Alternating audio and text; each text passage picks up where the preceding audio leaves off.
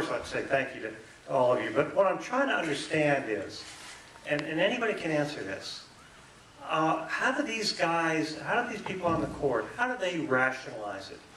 I mean, we demonize our enemies a lot in life. And what I always try to do is, okay, well, where is these guys coming from? So I don't know if anybody can answer this, but when these guys to themselves, I mean, how do they rationalize it? It's a good question, and I don't think it actually boggles my mind. This one particularly boggles my mind because not too long before this decision, when Chief Justice Roberts was going through his nomination hearings, he was talking about calling balls and strikes. That's what he was. He was an umpire calling balls and strikes. He had no political agenda, and there's no way you can look at what the court did in Citizens United, including, as Craig says, taking up an issue that was abandoned below, that nobody was arguing that issue, but they wanted to decide. And they threw out precedent, they threw out all the rationales, all the principles they use for not deciding a constitutional issue unless they have to, and did it. And I think I actually think they were surprised by the response. I think this organizing that's going on, the fact that this decision was such a flashpoint, I think took the court by surprise, and I think there was a little bit of a, wow, we didn't realize that we were going to this was going to inflame people as much as it did. I think they did it because they could, and that's what's really scary. It's really scary. Thank you. Barbara Favola, you had a question. Do you want to? Yes, I will be quick. Thank you, Congressman.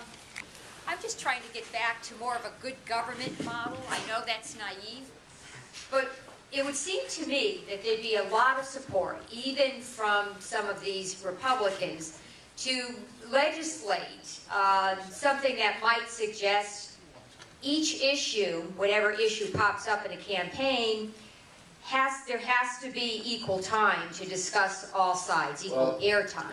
Barbara, that's the fairness doctrine during the Reagan administration was thrown out. And that's what's caused much of this. We used to have a requirement that you present both sides of an issue. And the fact is the Republicans have no interest in doing that because they have an advantage right now, i.e. corporate contributions, and that's what this is about. That would have been a great thing to do if we could have gone back to the fairness doctrine. But it's not going to happen. Well, I just think we should, those of us who are activists in this audience should sort of take that on as a cause, because I don't think there'd be that many people who would disagree with us, but I could be wrong. Obviously, the Republicans who were elected in this last go-around might disagree. If I could just really briefly jump in there, I know you're trying to wrap it up, but it has astounded me that many of the Republicans who have championed disclosure and transparency, Susan Collins, any number of them, Olympia Snowe, we could not get them, we could not get a single Republican in the Senate to vote for the Disclose Act in the last session. And the Disclose Act wouldn't regulate politics. All it would do was require disclosure, full disclosure of where the money's coming from.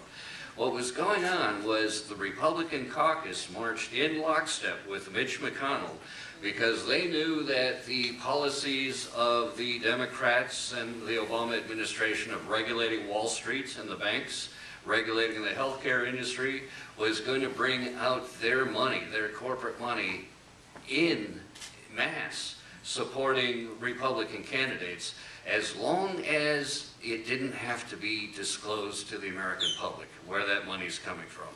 And so even the Republicans who have long championed disclosure abandoned disclosure.